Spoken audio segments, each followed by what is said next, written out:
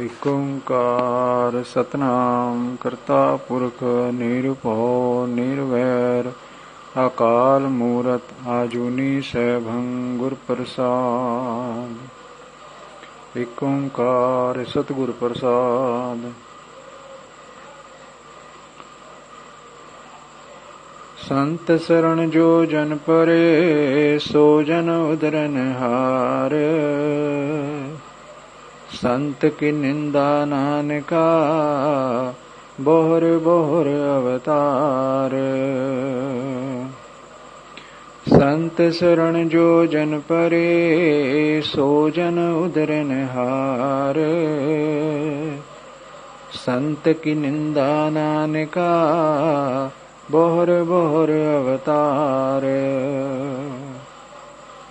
ਸਾਧ ਸੰਗਤ ਜੀ, ਸਤਿਗੁਰ ਪੰਚਮ ਪਾਤਸ਼ਾਹ ਇਸ ਪਵਿੱਤਰ ਸ਼ਲੋਕ ਵਿੱਚ ਬਿਆਨ ਕਰਦੇ ਹਨ ਕਿ ਜਿਹੜੇ ਲੋਕ ਇਸ ਜਗਤ ਵਿੱਚੋਂ ਪਾਰ ਲੰਘਣਾ ਚਾਹੁੰਦੇ ਹਨ ਜਾਂ ਪਰਮਾਰਥ ਦੇ ਰਸਤੇ ਤੇ ਚੱਲਣਾ ਚਾਹੁੰਦੇ ਹਨ, ਉਹ ਕਿਸੇ ਬ੍ਰਹਮ ਗਿਆਨੀ ਸੰਤ ਦੀ ਸ਼ਰਨ ਵਿੱਚ ਚਲੇ ਜਾਣ ਤਾਂ ਉਹਨਾਂ ਦਾ ਉਧਾਰ ਆਸਾਨੀ ਨਾਲ ਹੋ ਜਾਵੇਗਾ, ਕਿਉਂਕਿ ਸੰਤ ਜਨ ਉਸ ਪਰਮੇਸ਼ਵਰ ਦੇ ਵਜ਼ੀਰ ਹਨ। ਸੰਤਾਂ ਦਾ ਬਚਨ ਉਸ ਪਰਮੇਸ਼ਵਰ ਦੀ ਦਰਗਾਹ ਵਿੱਚ ਵੀ ਮੋੜਿਆ ਨਹੀਂ ਜਾਂਦਾ। ਇੱਥੇ ਇਹ ਦੇਖਣ ਵਾਲੀ ਗੱਲ ਹੈ ਕਿ ਸੰਤ ਕਿਸ ਨੂੰ ਮੰਨਿਆ ਜਾਵੇ। ਸੰਤਾਂ ਦੀਆਂ ਕੁਝ ਨਿਸ਼ਾਨੀਆਂ ਗੁਰਮਤਿ ਵਿੱਚ ਦੱਸੀਆਂ ਗਈਆਂ ਨੇ। ਜਿਵੇਂ ਅਗਰ ਕੋਈ ਮਨੁੱਖ ਸੰਤਾਂ ਦੀ ਸ਼ਰਨ ਜਾਂਦਾ ਹੈ ਤਾਂ ਸੰਤ ਉਸਨੂੰ ਉਸ ਅਕਾਲ ਪੁਰਖ ਦੇ ਚਰਨਾਂ ਨਾਲ ਜੋੜਦੇ ਹਨ। ਇਸ ਤਰ੍ਹਾਂ ਉਸ ਆਤਮਾ ਦਾ ਉਧਾਰ ਕਰਨ ਦਾ ਰਸਤਾ ਖੋਲ੍ਹਦੇ ਹਨ। ਕਬੀਰ ਸੇਵਾ ਕੋ ਦੋਇ ਭਲੇ, ਏਕ ਸੰਤ ਇਕ ਰਾਮ। ਰਾਮ ਜੋ ਦਾਤਾ ਮੁਕਤ ਕੋ, ਸੰਤ ਜਪਾਵੈ ਨਾਮ।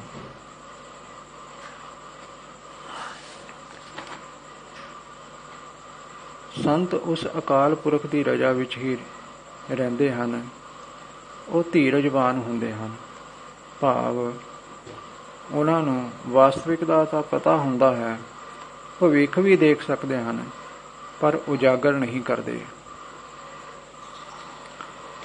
ਸੰਤਾਂ ਨੂੰ ਜ਼ਰੂਰਤ ਹਰ ਚੀਜ਼ ਦੀ ਹੁੰਦੀ ਹੈ, ਪਰ ਲੋਭ ਕਿਸੇ ਚੀਜ਼ ਦਾ ਨਹੀਂ। ਜੋ ਕੁਝ ਵੀ ਪਰਮੇਸ਼ਰ ਦਿੰਦਾ ਹੈ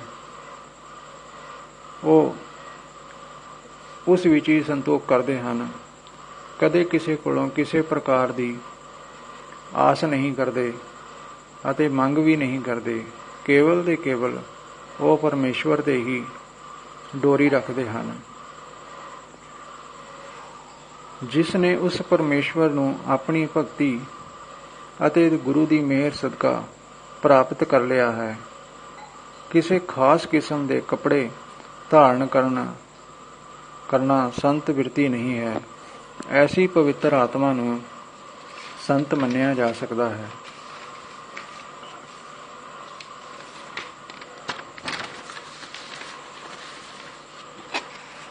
ਸੰਤ ਹਮੇਸ਼ਾ ਹੀ ਕੋਮਲ ਹਿਰਦੇ ਹੁੰਦੇ ਹਨ।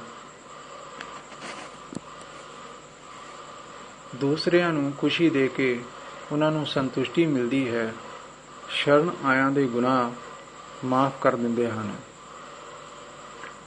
ਸੰਤ ਸੰਸਾਰਕ ਬੰਧਨਾਂ ਤੋਂ ਨਿਰਲੇਪ ਰਹਿੰਦੇ ਹਨ, ਭਾਵ ਸੰਸਾਰ ਵਿੱਚ ਰਹਿੰਦੇ ਹੋਏ ਵੀ ਸੰਸਾਰ ਤੋਂ ਉਦਾਸ ਹੀ ਰਹਿੰਦੇ ਹਨ, ਕਿਉਂਕਿ ਉਹਨਾਂ ਦਾ ਮਨ ਉਸ ਪਰਮੇਸ਼ਰ ਵਿੱਚ ਲੱਗਾ ਰਹਿੰਦਾ ਹੈ।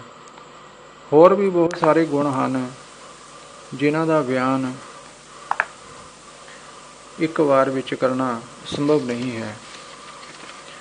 ਦਾਸ ਨੂੰ ਵੀ ਆਪਣੇ ਜੀਵਨ ਵਿੱਚ ਬਹੁਤ ਸਾਰੇ ਸੰਤਾਂ ਦਾ ਪਿਆਰ ਮਿਲਿਆ ਹੈ, ਜਿਨ੍ਹਾਂ ਵਿੱਚੋਂ ਮਹਾਰਾਜ ਤ੍ਰਿਕਾਲਦਰਸ਼ੀ ਜੀ ਮਹਾਨ ਸੰਤ ਹੋਏ ਹਨ। ਉਹਨਾਂ ਨੇ ਵੀ ਸਾਰਿਆਂ ਨੂੰ ਉਸ ਪਰਮੇਸ਼ਵਰ ਨਾਲ ਜੁੜਨ ਦਾ ਹੁਕਮ ਕੀਤਾ ਹੈ। ਕਦੇ ਵੀ ਆਪਣੇ ਆਪ ਨੂੰ ਵੱਡਾ ਨਹੀਂ ਮੰਨਿਆ। ਉਹ ਕਿਹਾ ਕਰਦੇ ਸਨ ਕਿ ਸੰਤ ਐਸੀ ਲੱਕੜ ਦੇ ਸਮਾਨ ਹਨ ਜੋ ਆਪਣੇ ਨਾਲ ਬਹੁਤ ਸਾਰੀਆਂ ਲੋਹੇ ਦੀਆਂ ਕਿੱਲਾਂ ਨੂੰ ਵੀ ਨਦੀ ਪਾਰ ਕਰਾ ਸਕਦੇ ਹਨ। ਭਾਵ ਜਿਸ ਤਰ੍ਹਾਂ ਇੱਕ ਲੋਹੇ ਦੀ ਕਿੱਲ ਨੂੰ ਅਗਰ ਪਾਣੀ ਵਿੱਚ ਸੁੱਟ ਦਈਏ ਤਾਂ ਉਹ ਡੁੱਬ ਜਾਵੇਗੀ, ਪਰ ਜੇ ਕਿਸੇ ਲੱਕੜ ਦੇ ਵਿੱਚ ਕਿੰਨੀਆਂ ਹੀ ਕਿੱਲਾਂ ਠੋਕ ਕੇ ਉਸ ਲੱਕੜ ਨੂੰ ਪਾਣੀ ਵਿੱਚ ਸੁੱਟ ਦਿੱਤਾ ਜਾਵੇ ਤਾਂ ਉਹ ਆਸਾਨੀ ਨਾਲ ਹੀ ਨਦੀ ਪਾਰ ਕਰ ਜਾਂਦੀਆਂ ਹਨ। ਸੋ ਭਾਈ, ਜੇ ਆਪਣੇ ਗੁਨਾਹ ਮਾਫ਼ ਕਰਵਾਉਣੇ ਹੋਣ ਤਾਂ ਕਿਸੇ ਪੂਰਨ ਬ੍ਰਹਮ ਗਿਆਨੀ ਪਾਰਗ੍ਰਾਮੀ ਸੰਤ ਦੀ ਸ਼ਰਨ ਜਾਣਾ ਚਾਹੀਦਾ ਹੈ। ਇਸੇ ਤਰ੍ਹਾਂ ਮਹਾਨ ਕਵੀ ਤੁਲਸੀਦਾਸ ਜੀ ਨੇ ਵੀ ਰਾਮਾਇਣ ਅੰਦਰ ਸੰਤਾਂ ਨੂੰ ਨਦੀ ਦੇ ਪੁੱਲ ਦੇ ਨਾਲ ਤੁਲਨਾ ਕੀਤੀ ਹੈ। ਜਿਸ ਤਰ੍ਹਾਂ ਨਦੀ ਦੇ ਉੱਪਰ ਪੁੱਲ ਨਾ ਹੋਣ ਦੀ ਸੂਰਤ ਵਿੱਚ ਨਦੀ ਨੂੰ ਪਾਰ ਕਰਨਾ ਹਰ ਕਿਸੇ ਲਈ ਮੁਸ਼ਕਿਲ ਹੈ, ਅਤੇ ਜੇ ਨਦੀ ਉੱਪਰ ਪੁੱਲ ਬਣਿਆ ਹੋਇਆ ਹੋਵੇ ਤਾਂ ਕੀੜੀਆਂ ਵੀ ਆਸਾਨੀ ਨਾਲ ਨਦੀ ਪਾਰ ਕਰ ਜਾਂਦੀਆਂ ਹਨ। ਸੋ ਸੰਤ ਤੁਲਸੀਦਾਸ ਜੀ ਨੇ ਸੰਤਾਂ ਨੂੰ ਉਸ ਪੁੱਲ ਦੇ ਸਮਾਨ ਦੱਸਿਆ ਹੈ ਜੋ ਮਨੁੱਖਾਂ ਨੂੰ ਇਸ ਭਾਵ ਸਾਗਰ ਤੋਂ ਪਾਰ ਲਾਉਂਦੇ ਹਨ। ਸੋ ਸੰਤ ਸਦਾ ਹੀ ਮਿਹਰਬਾਨ ਹੁੰਦੇ ਹਨ। ਸੰਤਾਂ ਦੀ ਨਿੰਦਿਆ ਕਰਨ ਤੋਂ ਬਚਣਾ ਚਾਹੀਦਾ ਹੈ, ਕਿਉਂਕਿ ਸੰਤਾਂ ਦੀ ਨਿੰਦਿਆ ਕਰਨ ਦੇ ਨਾਲ ਮਨੁੱਖ ਆਪਣੇ ਪੁੰਨ ਨਸ਼ਟ ਕਰ ਬੈਠਦਾ ਹੈ ਤੇ ਉਸ ਨੂੰ ਨਰਕ ਭੋਗਣਾ ਪੈਂਦਾ ਹੈ।